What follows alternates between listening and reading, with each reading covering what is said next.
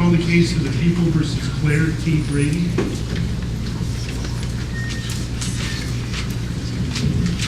The record should reflect that Ms. Grady is here pro se, having been qualified previously. A.D.A. McRoberts is here representing the people of the state of New York. Any legal reason why students cannot be imposed, Ms. Grady? No. Is there anything you would? Yes, thank you. I was thinking of what Judy said earlier about her time many years ago in 1961 with the Freedom Rides. And what it was at the time that made her actions criminal in the eyes of the court at that time. I think what I'm watching is that at the time it was hard for people to see the humanity of those who were being affected by segregation. I'm thinking of what Jim Kloon just said about going to Iraq. We were on the same delegation with 17 Catholic workers from the United States. That was in 1999. My children were young at the time, but Bishop Thomas Gumbleton, U.S. Catholic bishop, had come to my town, Ithaca, and spoke about the human cost of U.S. bombardment and sanctions on Iraq. The human cost. It was the first person that spoke about that in our town, because you did not see that human cost on the radio or the television, in the newspapers. So Bishop Thomas Gumbleton talked about, first of all, how we bombed the civilian infrastructure, that we used so many bombs in 42 days and nights, that tonnage was more than what we dropped in World War II in 42 days and nights. You said that you targeted the civilian infrastructure, which we knew would destroy the water purification centers, and I'm sure I might have mentioned this already in my testimony. So what was important for me to do the right thing as a human being was to hear about the other human beings that were being killed and injured by my government in my name. So that piece was really important for me to travel to Iraq and bring food and bring medicine and bring home my testimony of what I saw, what I heard and saw.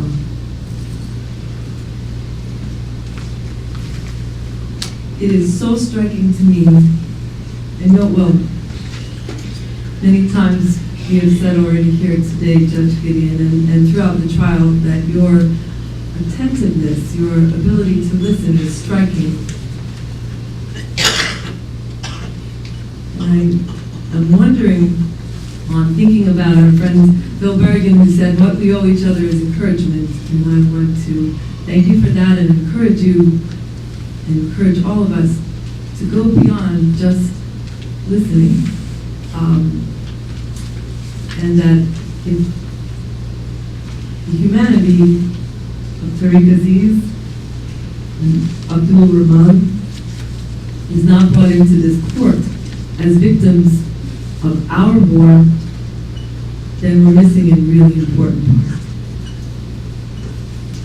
That we could be, maybe I'll go back to my mother now. My mother Teresa is sitting here.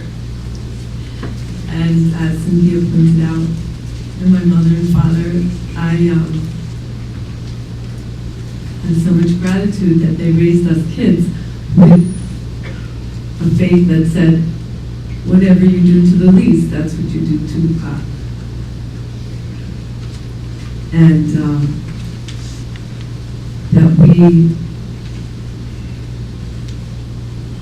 that our first business here is to love one another.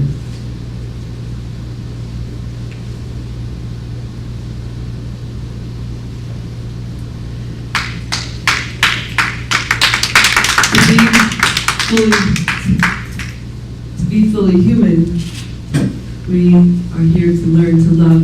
We're here to learn to be fully human, to learn to love one another. And over the past years, I'm 53 now, I was thinking, well, what is the measure of being fully human?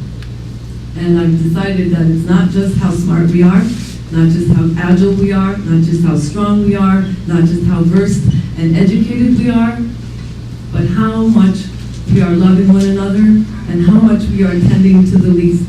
And the least is measured by who is being killed, who is being hurt, who is being silenced, who is being abused, who is being terrorized in our name especially.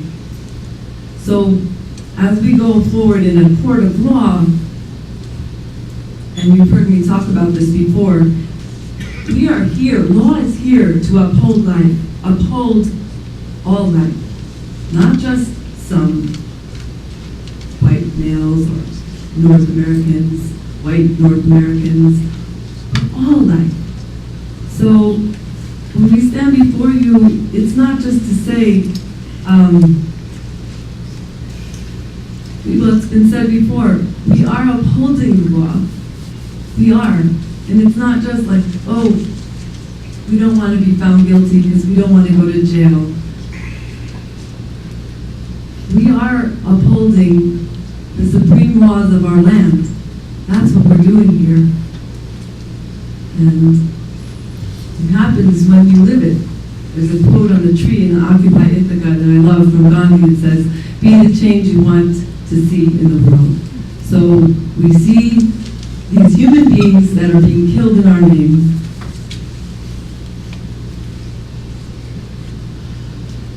And we know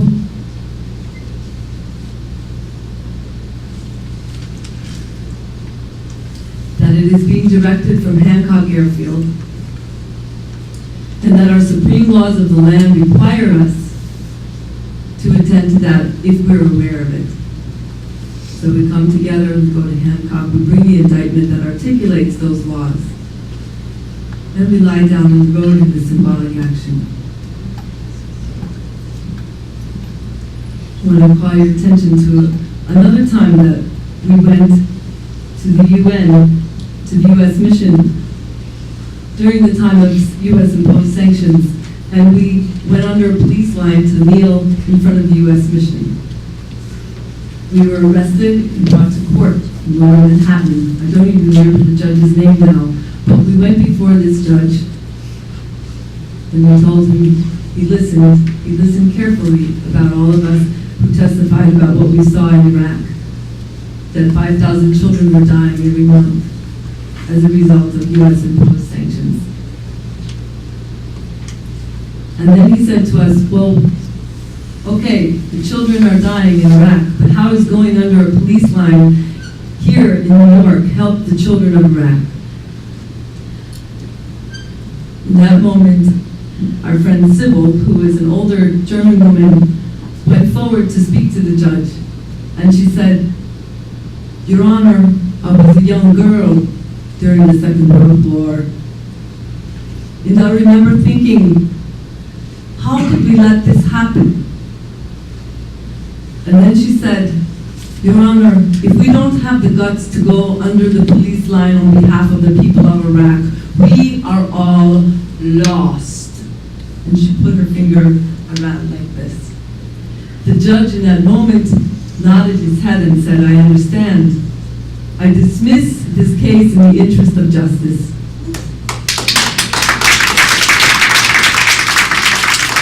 And I can tell you, most of the people who felt deadened by the kind of justice that was going on, the kinds of things that were going on, all lifted their heads with some kind of awareness that something new was happening. So I know it can be done, and I know that we are here. I'm blessed to be part of a community where we encourage each other to take up this work of resisting killing that's done in our name.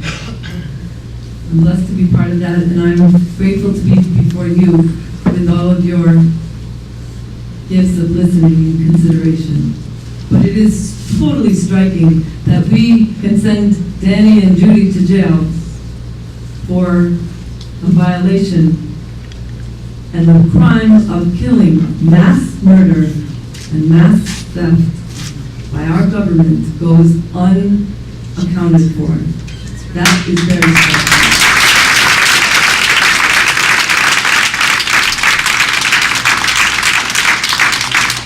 In case it is not obvious to everyone here, I must say that there is a double standard of who gets killed and whose life is valued and whose is not.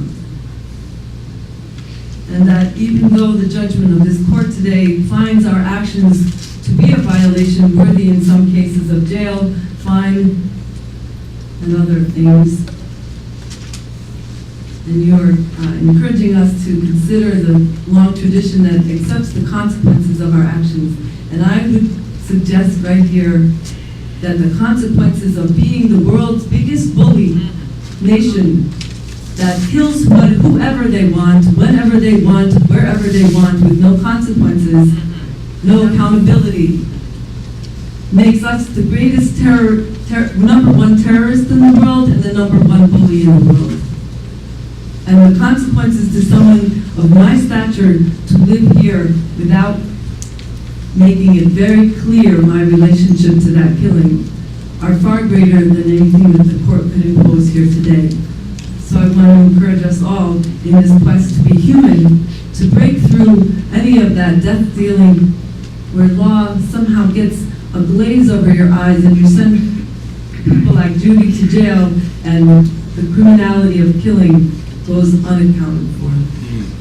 Thank you.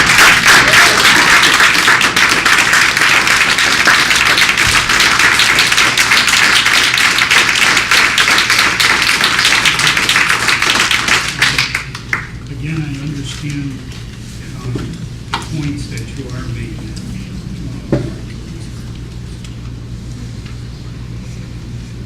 I guess the interesting question I would ask you, in that other case that you were referring to, where the judge dismissed it, did the message get out? Yes. Yes.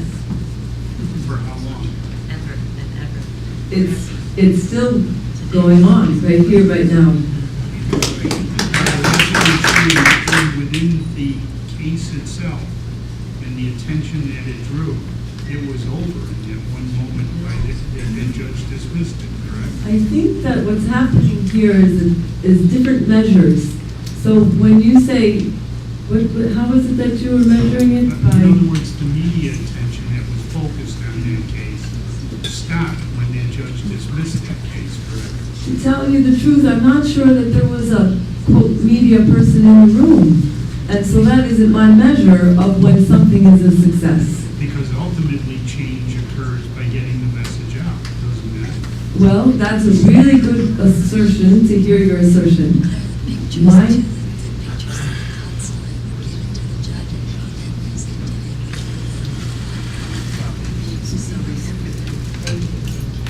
So, this is a participatory thing. I'm sorry, I lost it. No, not what you're saying, but what you're saying. So, what were you, refresh my memory of what you just asked I me. guess what I was getting at, that whatever attention was focused on your message in that case, Yeah. stopped relative to that case when that case was dismissed, correct?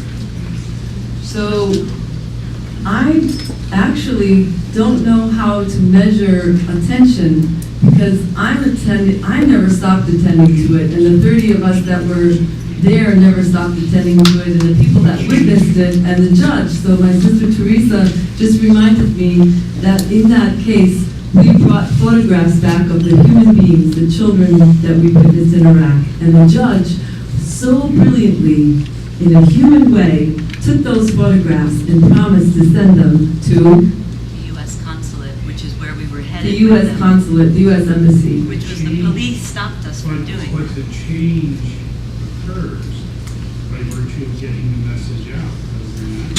So as the sign on the wall, the tree that where I'm in our town, Occupy Ithaca, where I'm staying, says, be the change you want to see. My experience has been that you can have, like it's been said here before, the media, they do lots of things. Some things in fashion, some things get out of fashion within the hour, within the day. So that isn't my measure of whether something has achieved its purpose or goal. And so my measure is, are you living it? Are you living it? And are you willing to share it? Are you willing to pay the cost for it? Are you willing to live it? And I think the word, I came across a quote today, and it said, we learn to do what we learn to do, we learn by doing.